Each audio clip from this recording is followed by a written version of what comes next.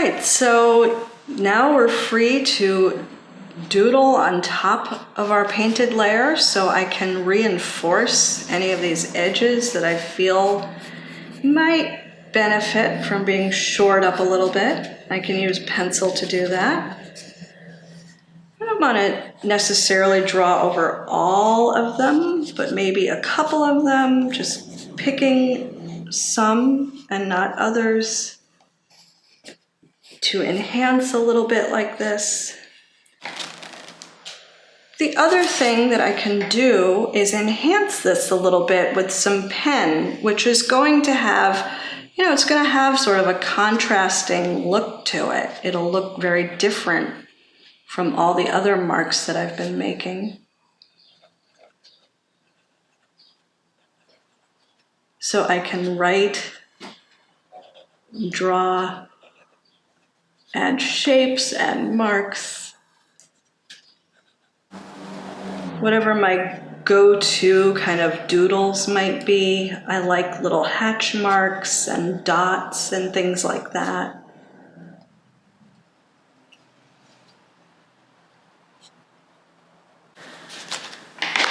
You can think about your spread as separate pages and treat them differently, or you can do things that deliberately function to join the space together and unify the two pages. So what would that be like? One of the things I like to do is add a border design of some sort. So in this case, I'm just doing these loops. And if I continue them across the entire width of both pages, it starts to pull these ideas all together into one space.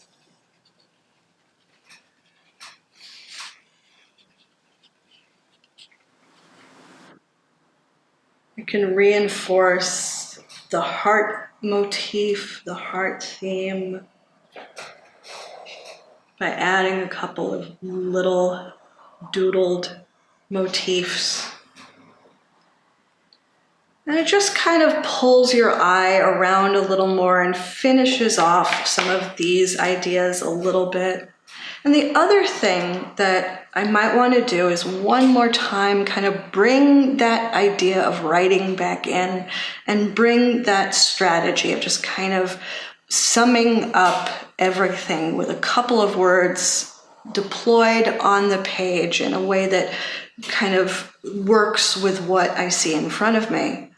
And, I think the impulse is that in making this and writing about this the way that I did has to do with this idea of feeling like I am placed versus displaced, like there is an appropriate place for me.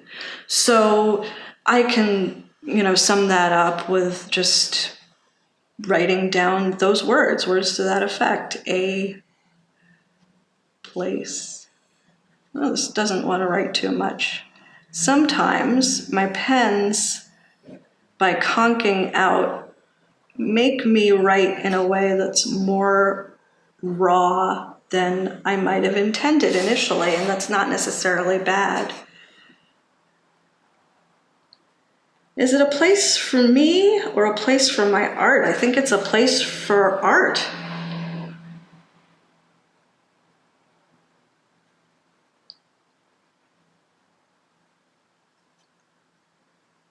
Really struggling to get a little ink flow out of this blue pen now. Stuff happens, as the old proverb goes, right? A place for art.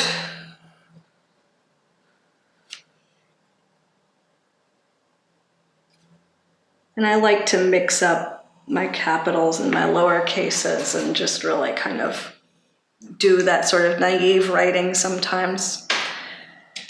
I like to use dotted lines to really literally lead the viewer around the page, like follow this. That's fine, you can do that. Arrows are fun, let's do some of those.